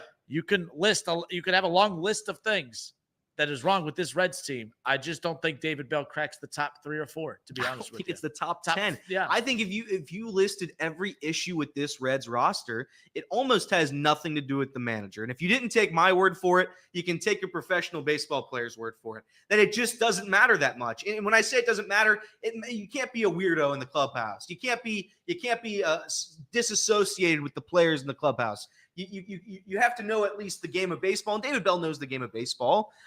This is a guy that's been in the game for a long time. I'm just tired of the, you know what? First one through that door is David Bell, and by God, if they struggle, if they lose 3 games, it's David Bell's fault. It's David Bell's the reason Spencer Steers is hitting 160 over his last 10, 15 games. That's David Bell's problem. It's not. It's just not how the game works. Unless I'm just some crazy person, it stopped working that way a while ago. And there are great managers. There is the Dusty Bakers. There's the Bruce Bochy's. There's managers out there that, sure, everywhere they go, they win. I'd argue because they've got great rosters. But nonetheless, you can't discredit what they do. They win baseball games. They win seasons. David Bell has not really won a whole lot of seasons. And that's the issue. And if you have an issue with David Bell because of that, that's more than fair. But at some point, you have to look at a roster that's been brutalized by injuries, steroids, everything you can name it, bad luck. If you just want to say bad luck, there's like 15 problems with this team. Like 0 of them have to do with David Bell. Maybe one tiny one has to do with David Bell, and that's what the issue is on the base path. Because it does seem like that does fall on a coach at third base, but that's not even David Bell though. So what? I don't know. It's the CEO approach of. And really, I mean, look, this goes back to like when Urban at Ohio State with everything that happened with Zach Smith. You know, people do that all the time. Well, how was that Urban's fault? What did Urban do? I'm not comparing David Bell to Urban Meyer. Let's just be clear. Let's just get that out of the way. But it just reminds me, I've always used that as an example. Head coaches will always take the sword for anything that happens underneath them, even if they don't know it. That's why plausible deniability is such a big deal in recruiting with college coaches, because as long as there's nothing connecting them to the stuff that the shadiness that's going on. So same thing here. There's no shadiness going on. It's just a matter of everything will be David Bell's fault no matter what. But at the certain point, to your point, hey, Benavidez all of a sudden is the manager of the Reds. Does that make this team a better base running team? All of a sudden they know how to field a ground ball, catch a ball in the outfield. They hitting the ball better. I don't think the manager has anything to do with that. The other thing that's interesting with the David Bell conversation, I see people coming in here saying that they, strongly disagree and other stuff too. My big thing is you dislike David Bell. Why? The reason I asked about the rah-rah stuff is because that's what I get a lot of. Well, his personality. Why would you want to play for him? There's no excitement. There's no this, there's no that. I've always been furious at people who say that, like in any sport. I just know, look, I'm 5'5" and kind of overweight. I was never, I know you're probably looking at me and saying athlete. Not an athlete, but I do know that when I did play sports when I was younger, I didn't need a coach to tell me to give a damn. I didn't need a coach to tell me to be excited or to give effort or to play hard. And if you are one of those people, then you're probably not very good at sports. And if you are one of those people, you're probably not going to have a very good long pro career. So if this is a roster that is made up of guys that need David Bell to be rah-rah, then this roster has way more issues and holes in it than we knew coming into this season. And I do not think that that's the case. And that's why I wanted to ask that to Sam LeCure, because a guy that played Major League Baseball, there's a lot of former athletes I talk to that roll their eyes at media. They say there's just a lot of BS media narratives that we put out there that we use in these talk shows. And that's one of them. They need a rah-rah guy. Oh, the coach didn't have him inspired to play. Zach Taylor, they just came out flat. That was on Zach Taylor. Yeah. That you're taking coaching talk and you're using it against them. At the end of the day, if Joe Burrow, if T. Higgins, if these guys don't come out ready to play, that's on them more than anything else. But we've created these false narratives that the coach needs to be or the manager needs to be rah-rah for them to give a damn, and that's just not accurate, as we just heard from Sam. 100%. And it's just one of those things where I have to hear it, and you're never going to change anybody's mind on it too, which is the craziest part. And you're not going to change mine, so I can't be a hypocrite when it comes to that. It's just one of those things. When you look at a professional roster, I'm looking at the players to play good. And David Bell, at times, you can't make players play good. You're in a slump. More than half your roster's hitting below the Mendoza. At some point, you just need your guys to show up, and they haven't shown up, unfortunately, yet. I think there are guys that have shown up, and that's the one thing I would have asked Sam about that in hindsight, I wish I would have, because Jamier Candelario, you sign him to $15 million, and he gets that the almost, again, not as much as Joey Votto, but when you come in as a veteran, and you get the pressure of the fan base that says, we paid you $15 million, as if that's the world's biggest contract. It's not. I mean, I don't know what the average contract is for a good player, but it's probably right around that number. If it's not 15, it's maybe a little bit below at like 11, 12 mil. The Reds when they got Castellanos, that year that they constructed that roster with like Moustakas and Castellanos, Yeah. I think around that average was about that 13 to 15 mil. Yeah. And I remember when that happened, I said, and look, Moustakas, I still don't think it was a bad signing. I know it didn't work out. I'm not a big believer in, if it didn't work out, it was a bad signing. Moustakas, that was like, a lot of people were excited about that. They actually got national praise for signing him, Mike Moustakas, at that time, but they got him for about that number. And I've said, I'm not a big guy on a team, even like when the Shohei Ohtani thing, everyone's like, imagine if the Reds do it. I said, well, stop drinking, put down the weed, whatever it is that you're on, stop it with that. I was like, but I wouldn't like that. As crazy as it sounds, I do not want my team investing half the payroll into one player. I would rather have a roster made up of that year that they went in, Castellanos, and you had Moustakas, you already had Jesse Winker and guys like that. I'm fine with the roster being constructed. You can get very, very good contributing, producing Major League Baseball players for that 13 to 15 mil a year range. I have no problem with that. I prefer it that way, but I also have a theory that once some of these guys get those bags, as it were, once you get that $25 million contract, that $20 million contract, you're kind of seeing with Nick Castellanos. Maybe it's because he's an aging baseball player. Maybe it's not. But I start to see decline. Once you sign them, then they start declining. They go in the tank a little bit. And that's what my concern was with Candelaria. You gave this guy $15 million. Maybe he doesn't play to the back of his baseball card. Now, for the past couple of weeks, he has been playing up to the back of the baseball card, so I do credit him. And he's a guy that he has to be good.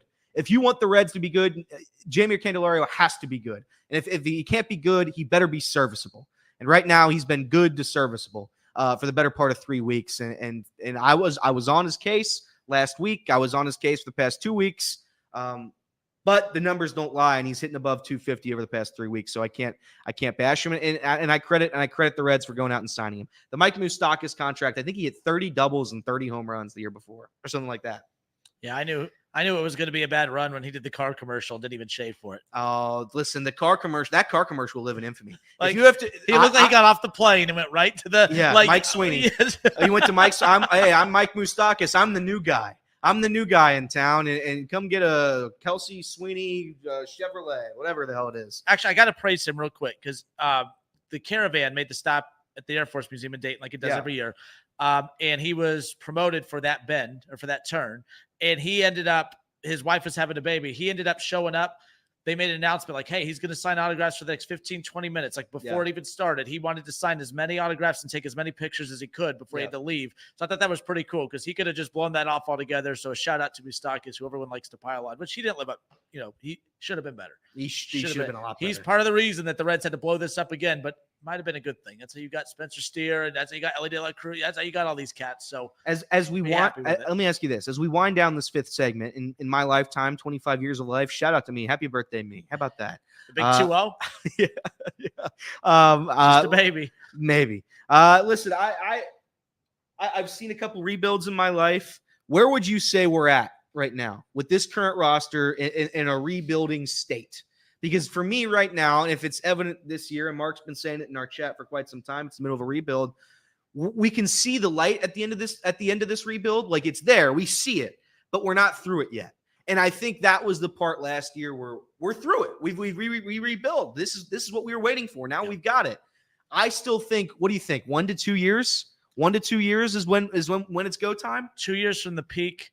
We should have been more competitive this year. Keep in mind the NL Central's down. And obviously, and that could rise up quickly, and that could be the unfortunate part. Not picking, should you be aggressive now, trying to take advantage of the NL Central being down? I think that they should show a little bit more urgency there because this idea that, well, we'll really go at it 2 years from now. Well, then NL Central could be a much different animal at that time.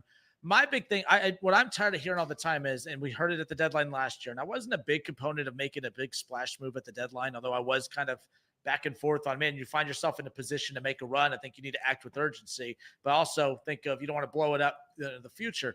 But I think that's another generic thing that we always say. We got to think about the future. You got to think about the future. Well, as we sit here in May of 2024, 2 years ago, we were saying the same thing. We can't get rid of these prospects, can't get rid of these picks, can't get rid of this because of the future. When is the future now? Yeah. Like, when is the now? going to come. So the good thing with the Reds, their pitching is all homegrown pretty much. Yep. All right. It's all homegrown. Their middle infield's all homegrown. I'm not big on Tyler Stevenson. I think that he has not really, I think that he had that big first year, showed flashes last year. He just hasn't been consistent, got hot a little bit last month in the month of April. But they're deep in middle infield moving forward. Their pitching's there. I think their bullpen's solid, and they're all young guys. I think what's set up for them to go to that next level is to not spend money on pitching. I don't think you have to have a top 5 staff. I think they need to go and get some stars in the outfield, and not just stars like superstars. I just think that 13, 15 mil a year guys that are going to come in and produce. I think that's really what it comes down to, but veteran guys mixed in there. The problem is they're afraid to make moves in free agency because, well, we think we have Will Benson. We think we have this. We think we have that. You got to have the cojones to make these big time tough moves. And I just don't know if the Reds front office is going to do that. That's my concern, but they have more than enough pieces to be super competitive in 2 years, very competitive this season. And, we'll see what happens. And you have to hit on it, though, too. The Reds have not hit on those. In fact, Nick Castellanos is really the only guy I can think of where it's been a hit. It's been a bona fide hit in my lifetime. And he wanted to stay. Yeah. He ripped the ownership for not. He did rip the ownership. That was your boy. That's my guy. That's your boy. He's my type of guy. A guy that wasn't under a contract of the Reds, had no fear bashing the organization. I'm shocked. I'm shocked at that. I think Sonny Gray, Tucker Barnhart, I think a bunch of guys have come out after. Kyle Farmer came out and said, nobody wants to leave Cincinnati. We just have to because the organization won't pay for us to stay. And that's some of the downfalls, some of the issues of having a small market team in your city. We have that here. I'm very blessed to be a Reds fan, unfortunately, but I am. I cheer for the Reds. I get to look forward to them. I don't know if we're going to be able to hit a big free agent. I need Jeimer Candelario to be good. I need to see somebody work out. And you might say he's had a good month, and he has. He's been good for the past 3 weeks. But let's not pretend he's hitting 211 with a 280 OBP, a 390 slug. I mean, it's just I don't know what to say other than they have to be better at some of these signings. And hopefully we don't have to sign too many. Hopefully we've got our young core. Hopefully Noelvi stops juicing. Hopefully we have Spencer Steer. He lives up to the back of the baseball card. He can play at DH. We can get a left fielder out there. That can be our veteran.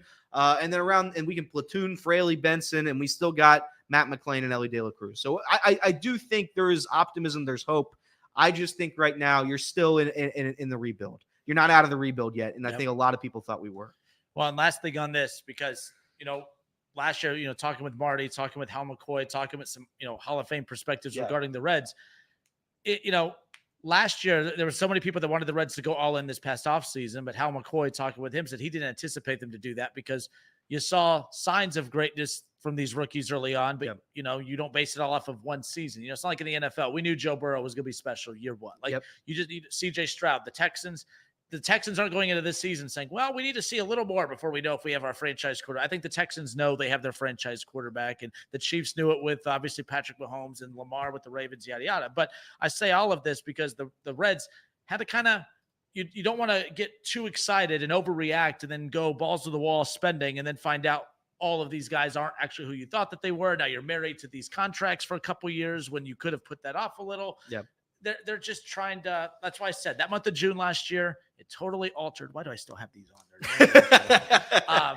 I was like, why is it so, just echoing here. But to me, it's just one of those things where they need to stick to the process. I just don't want it to be that Philadelphia 76ers process nonetheless. I've made a new friend in the chat.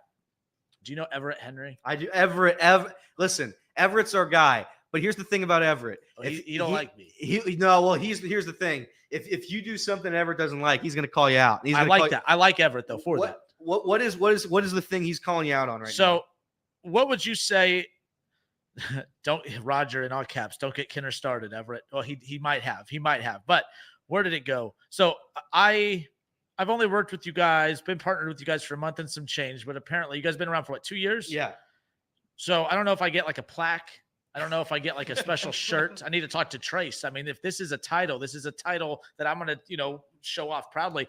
The worst take in C-Box history. Oh my goodness. Oh my God. I am responsible for the worst take in C-Box history. You know, We'll there's talk some, about that. Oh, what's that? Yes. there's some really bad takes. Like I don't know, I like said I could win the Masters. the Masters. I thought Tyler Huntley was better than Lamar Jackson. I made a strong that's argument. Pro in case Bowl for that. Tyler Huntley, by the way. That's Pro Bowl right. quarterback. That's right. You see, Not many teams had 2 Pro Bowl quarterbacks on there, like the Ravens did. But that worst take in C-Box history. We'll talk about that take when we come back. I do want to get to some NBA stuff quick and the NFL schedule. We now know which game is going to kick off the 2024 NFL season. We got a lot more coming your way. Kinner and Cap, 1410 ESPN Radio, Chatterbox Sports on YouTube. We'll be right back. Before we go back to the radio, Yep. this clock that I've written down here, preposterous. Is it preposterous? What was that? What was the time with our guy? LeCure was 30 minutes. Shit. Yeah, you're telling me. Dude, he dropped 2 shits, by the way. I know. That's great. I love he thought it was YouTube only, I imagine. That's what was going on here. But listen, I love a couple of shits. I love dropping those shits left and right. But here's the thing. So I don't know how you want to do this. I like this clock management because But I this- didn't think 30. I wanted to guess 30, but I'm glad that you Oh yeah, love it was 102 to 132. So it was a good 30. So first segment, great, 15 men. Yep. Second segment, 16 men. Third segment, we did a professional move, a touch and go, 6 minutes. Fourth segment, 30. That last segment we just did, 18. Now I don't know how we're going to do this last segment. My right state math. What's left? So it would be 15, 30, 45. What's 45 plus 45? It's 90 minutes. Let me count. Let me count what we got here. Woo. 15 plus 16 plus. Sam Six LeCure plus said 30 shit plus- twice. Plus 18. I like So it. we have 5 minutes left. We have 5. You have 5 minutes. You got a 5-minute segment in you. 5 minutes. It's gonna be the best 5 minutes ever. Can you play 30 minutes unedited on your radio? Yeah. Because My traffic manager loves it. because at ESPN 1530 we could do that. 700 we could never do it because we had the bottom and the top of the news. But we don't have the stop set. Like we don't have the headlines like as hard outs and Yeah. stuff. So we can. Yes, it's not ideal, but I've always said too, for interviews, I have different rules with interview. Like Yeah. that's bad. If I was just rambling for 30 minutes, which I have a habit of doing, as you know, that's bad. That's when they get on. But Yeah. I always push back. I'm like, hey, we have a guest on, like a good guest like Sam. I'm not going to shut him up and say, hey, 15 minutes, we're out. Like Yeah. that was a good hit with him. So 5 minutes is what we got, right? 5 minutes. So let's do a 5-second silence, then 5 minutes for the rest of our lives. Here we go. Okay.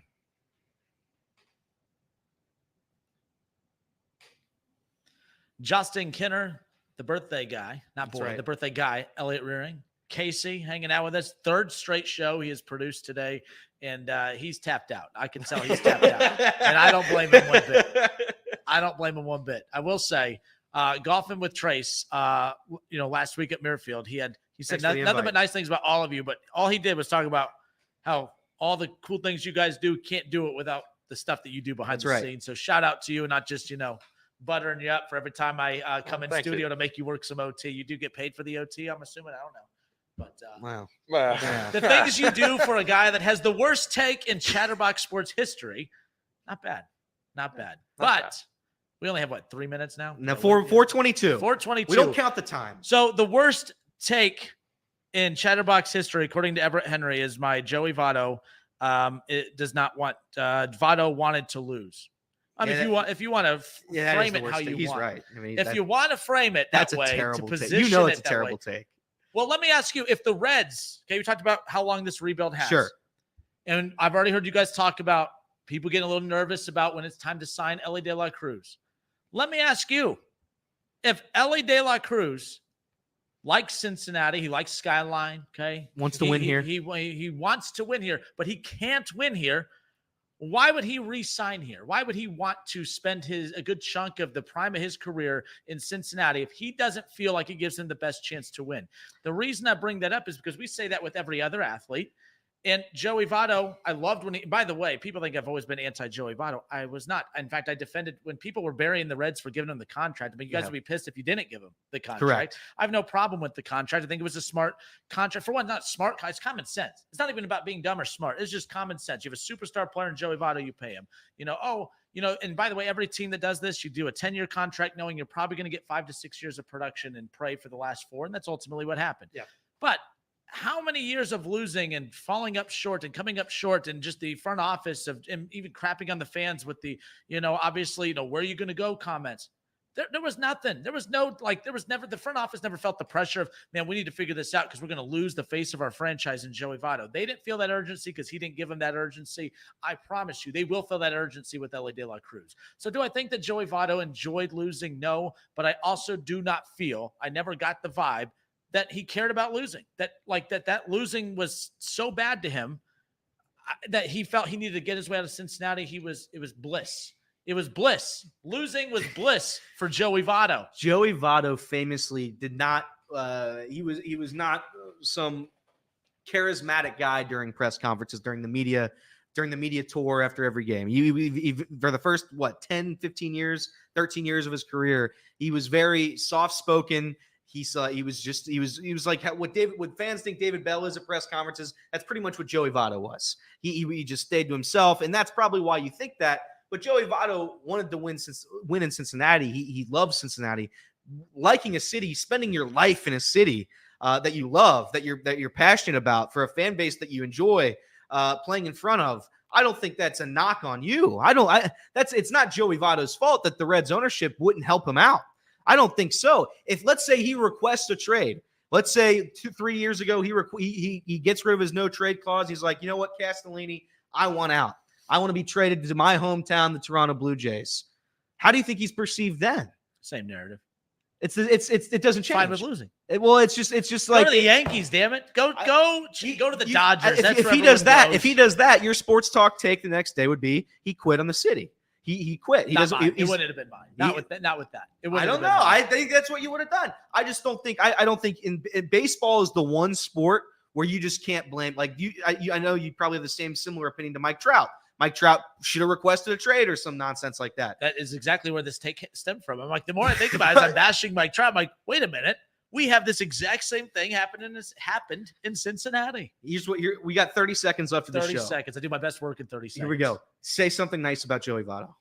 Joey Votto. Oh, come on. No.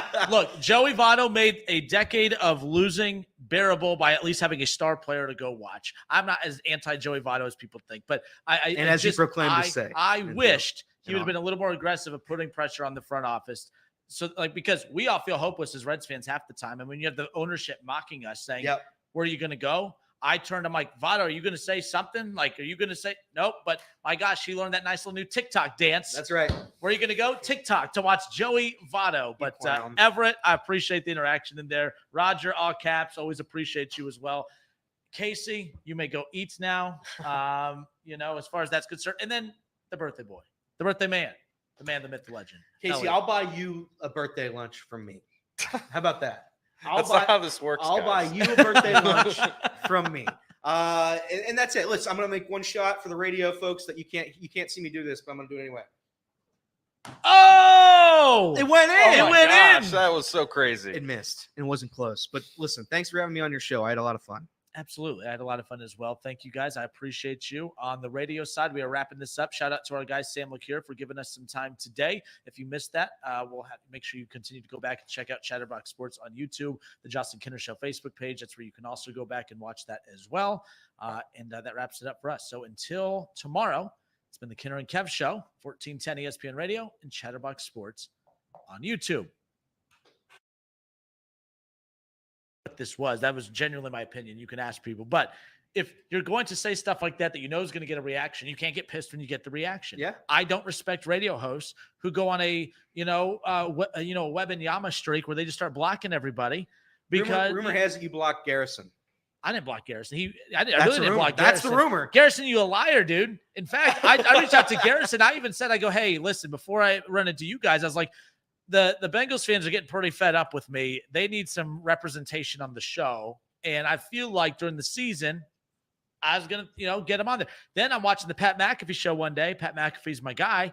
And then I see Drew Garrison's big old bug up on the screen on the Pat McAfee show. I'm like, well, if he's good enough for the Pat McAfee show, then he's definitely good enough, for a little bit smaller viewership than the Pat McAfee show. But the Kinner and Kev show always has a spot for that. But, if he's putting out lies about being blocked, then, I don't know. I can't wait for football season with you guys, by the way. I cannot wait. Well, I'm it's going to be get fun. crushed. I'm gonna You should get crushed because your guy is Deshaun, a that's my serial guy. offender. That's such a weird spot to be in, though. Like, what do you do? As a fan? Yeah, like, Because you and Big Ben, you listen, you guys, the Kinner and Kev show, they got a hell of a fan base up there cheering for the two worst guys of all time. But listen, if it were me and Deshaun Watson was my quarterback, honestly, I just have to say it's not about it's just like if you're like a Kanye guy. Now, drastically different things. But if you listen, Kanye is a little bit of a weirdo. It's about the art, not the artist. That's what you say. It's about the art, not the artist. But Deshaun Watson is a scumbag. So I say that with love and respect. Actually, do you, when you vote, because we talk a lot of politics here, I'm just joking. Have you ever voted saying, man, I was going to vote for that guy, but thank God, this athlete told me who to vote for. I don't, I don't get influenced by athletes. I've never made a decision based on what an athlete would do or has done. I want to win. And of course, the one damn time the Browns go out, and I know he hasn't looked good, so bite me on that. We'll deal with that later. But they go out and they go and they're aggressive and go get a quarterback. And then I'm like, this is the most Browns move ever. You go get a guy that can play the position. Yeah. But is in a very weird position because of his, antics off the field. It's a very troublesome time. Antics is one way to describe it. But this idea that no one else was going to do it. Good thing he better called Saul there, and he got a good lawyer. That's all. So I do love Better Call Saul. I'm a big. You've seen that show? I'm a big Breaking Bad guy. Love That's Breaking. good. I'm in the Walking Dead right now. The problem is I'm always late to the party. I don't find these shows good. I don't like waiting a week to watch. Walking Dead was really. I don't know what season. What season are you on? So the wife and I are on season 5. And we're watching it together. That's when it's really good. But I am on season 10. Oh my God. I did tell her, I'm like, listen, if you think this is, sneaking around on you, then you have it made. Like if me move, like I created a whole new it's very sneaky stuff. I have a whole other Netflix account that she doesn't know about. And I've advanced pretty far. That is so good. Series. Yep. That is so good. Oh, you think that's good? Wait till we're watching season 5. And I'm like, oh my God, they killed him. How could they do that? Where will they go from here? And I already know. That's electric. I mean, that's an electric lie. I hope she never finds out, by the way. And now that you just announced it to the world. But that's here's the beauty part about a wife that doesn't support what you do. And that sounds like I'm taking a shot at her. She doesn't like watching me get in arguments with people. She hates it. And that's what I do. I've been tame. You guys haven't. In the football seasons when the crazies come out on my end. I love that. But I'm tame right now. My favorite crazies were on 7. I worked Saturday mornings every Sunday for 700 WLW. And I'm not a political person. I don't care about politics. I don't know anybody in politics. But I worked the show. Shout out to Mike Allen. I worked his show every Saturday morning. And when I tell you, what I'm about to do again, I mean, if you're watching this show and you called into Mike Allen, I'm very sorry for what I'm about to say. They were the dumbest. They were the most egregious, most offensive callers I've ever seen. I had one guy, I think his name was Adam. Shout out to Adam. He's like, how dare you produce this show? I'm gonna find where you work, find where you live, and I'm gonna come for you. This is terrible. I'm like, what are we doing here? Classic Adam, dude. This is talk show. This is talk show. We can't have haters like this. That was the one part about 700. I don't miss the Saturday mornings for some of those weird callers. The first half of my shift was fine. It's the second half once we get into that noon hour. The crazies come out, and I imagine for football season, when with you being a Deshaun Watson guy, the crazies are going to come out. That's the beauty part about being a Deshaun Watson guy. The guy never plays. Yeah. So I'm a Joe Flacco guy. I'm a what else I got lined up in the bullpen out Name all 40 of them. Name all 40 of them from the year 2000. Yeah. But I got nothing. But I cannot, like I said, the fall is going to be a good time doing this here. But like I said, people get mad at me. I saw someone right away say, "Oh, Browns fan." Yeah, Browns fan. And I said the same thing about Bengals fans. But what was the other one too? Someone said, "I can't believe Alpha Media hires a Browns fan and a Steelers fan to do their show, as if there's some on the application, as if there's a box that check must be like that'd be kind of weird. That'd be kind of weird. That'd be nonsensical. But well, cool. I think we covered most of it. I mean, it was 2 hours of Reds talk. That's good. I don't do as much Reds as I would like, but coming out of that weekend, I was like, man, I'm finally starting to hit the panic. But when I saw Spalding put what they have to do, that's why I'm worried. Like, I don't know. There's no chance they do that. I don't think they can. And I get Sam having to be positive and stuff too, but I'm like, I'm not going to push him too much on that. But I'm like, realistically, just to get to 85 wins, they have to go 14 games over 500 the rest of the way. And there's a lot of losses coming up with 7 with the Dodgers left, 3 with the Diamondbacks starting tonight. got Padres around the corner and like the NL Central. It's not like you're going to run through the NL Central. I don't care how down it is. So it would take for me to say this season is back. It would take them just for the Dodgers. They would have to win 3 out of 4 against the Dodgers on the road, take 2 or 3 against the Padres at home, and then 2 or 3 against the Dodgers at home. If they do that, I'm back. and we're all back. And they do. By the way, the Reds the past couple years have owned the Dodgers. They do play the Dodgers well. Kind of. I mean, yeah, it is. I think Hunter Green made his debut against the Dodgers. Yeah. He pitched well against them. I don't even know who's pitching tonight. It's Graham Ashcraft versus Jordan Montgomery. Cool. Lefty. Well, Good luck. crucial game, if you must-win game. Must win. Must-win Can't game. lose. Is it a must win or can't lose? Can't lose. And it's one of those two. And I always say, you stay up to watch that. I'm like, well, it's either I go to bed pissed or I wake up pissed. That's right. You wake up to the box score or you go to sleep That's to watching it happen. But anyways, well, cool. Casey, you can hit the end stream. I think we're as good as done now. Okay. We're going to the strip club now for Elliot's birthday. The Hamilton Strip Club at 2:05 p.m. on a Monday. Oh, by the way, the non-sports story of the day I about did a couple weeks ago. So Diamonds, the strip club in Dayton. Sure. I have my VIP card. Yeah. I get one more punch, and I think my 11th visit's free, right?